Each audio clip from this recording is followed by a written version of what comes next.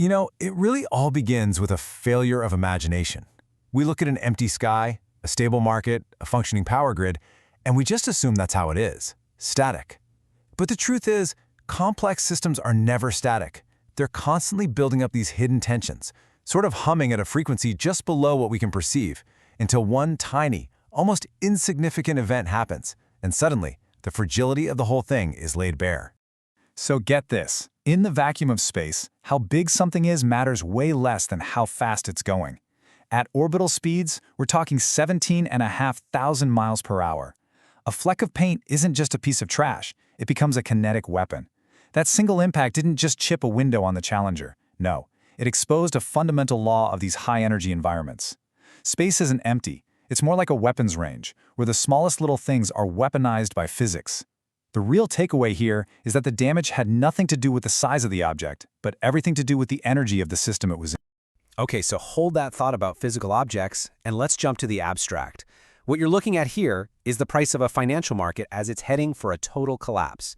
And you can see the pattern, right? The swings, the volatility, they get faster and faster, they compress into shorter and shorter periods. I mean, it looks like total chaos, completely random, but it's not. That's the signature of a system under incredible strain. It's like its very structure is vibrating at a higher and higher frequency right before it just snaps. And that resemblance? It is absolutely not a coincidence. And that brings us to the core insight of all this. A chain reaction of satellites colliding in orbit and the violent collapse of a stock market bubble, they're not two different things. Not really. They are governed by the exact same mathematical laws. They're just two different dialects of the same universal language, the language of systemic failure. And understanding that code, well, that's the key to navigating the kinds of risks we're facing in the 21st century. So, to decode this, we first have to look up. We have to look at the increasingly crowded highways of low Earth orbit. And let me be clear, this is not some far-off future problem. The conditions for catastrophic failure are frankly already in place. Back in 1978, a NASA scientist named Donald Kessler proposed this scenario.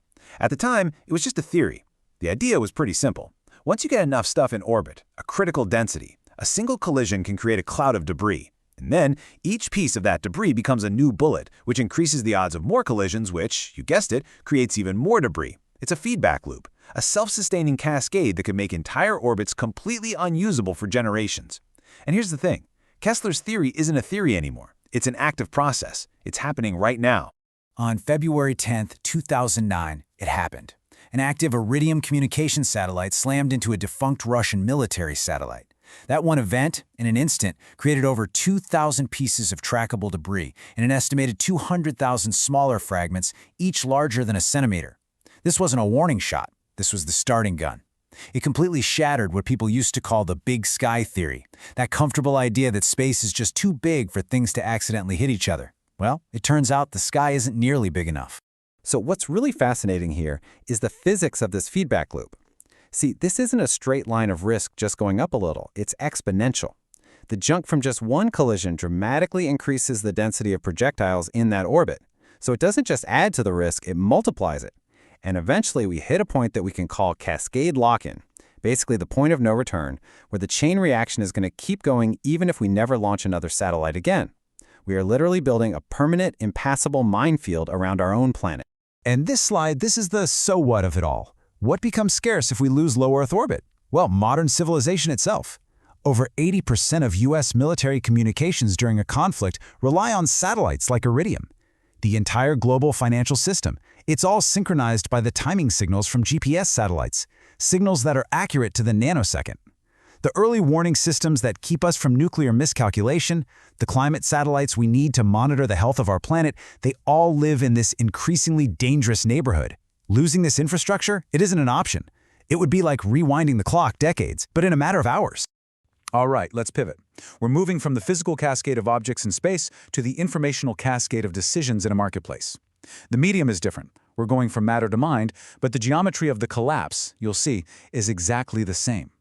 The parallel here is incredibly direct. In the Kessler Syndrome, physical objects collide and they create more projectiles. In a market crash, the objects are traders and the collisions are their synchronized decisions. As traders start to copy each other, it's a phenomenon called herding behavior, they create these informational feedback loops. Good news leads to more buying, which leads to more good news, and you get a bubble. And the exact same thing is true on the way down. The hurting itself becomes the danger, amplifying every little swing until the whole system just breaks. For decades, everyone just thought these crashes were unforeseeable, acts of God. But there are new mathematical instruments that are letting us actually detect the warning signs. Tools like the log periodic power law model, or LPPL, are designed to find these hidden repeating patterns. They're like echoes in the noise of the market. They don't predict a specific price. What they do is measure the social physics of the crowd. They're listening for that specific hum that a bubble makes as all the traders start moving in lockstep. Now, this is a really crucial distinction to make. These tools are not crystal balls. They're diagnostic instruments. You should think of them more like seismographs for market quakes. They measure the stress building up in the system, the increasing imitation among traders. They can tell when a market is shifting from a state of healthy, independent decision-making to a fragile, highly synchronized state that's just ripe for a collapse. They see the fragility before it becomes a failure. Okay, this table here shows the actual mathematical signature of the 2008 financial crisis, as detected by these models. Now, you don't need to understand all the calculus. What you need to see is that these are not random numbers. They are the specific parameters that define the shape of the bubble. They describe those accelerating swings we saw earlier. And taken together, they form a fingerprint that shows up again and again and again across historical market crashes, from 1929 to the dot-com bust to 2008. It's the repeating, predictable code of a crash. So if these signals exist, if they're there in both space and in markets, why do we consistently fail to act? I mean, why do these things still seem to surprise us? This brings us to the central misconception, the big idea that paralyzes our ability to manage these huge systemic risks. And here he is. This is the villain of our story, the powerful, really seductive idea of the black swan. This is the theory that catastrophic events are, just by their very nature, completely random, totally unpredictable, and way beyond anything we could normally expect. And it's a compelling story, right? Because it lets us off the hook. It absolves us of the responsibility to prepare. If a disaster is fundamentally unknowable, well, then there was nothing we could have done. But that's a strategic failure. A worldview that revolves around black swans is inherently passive. It forces us to be reactive, to be perpetually surprised by failures that we just refuse to look for in the first place. It's an intellectual cop-out that mistakes our own lack of instruments for some fundamental randomness in the universe. It's comforting, sure, because it means we don't have to do the hard work of building better sensors, but it leaves us incredibly vulnerable. So now, let's introduce the hero of the story, the concept of Dragon Kings. Now, unlike black swans, Dragon Kings are also extreme, massive outlier events. But, and this is the crucial part, they are not random. They are generated by the system itself as it gets close to a tipping point. They have discoverable causes, they have precursors, and, most importantly, they are predictable. Those accelerating oscillations in a market bubble, the increasing density of junk in orbit, those are the footprints of an approaching Dragon King. And that insight, it changes everything. It moves us from just sitting back and waiting for disaster to taking an active role.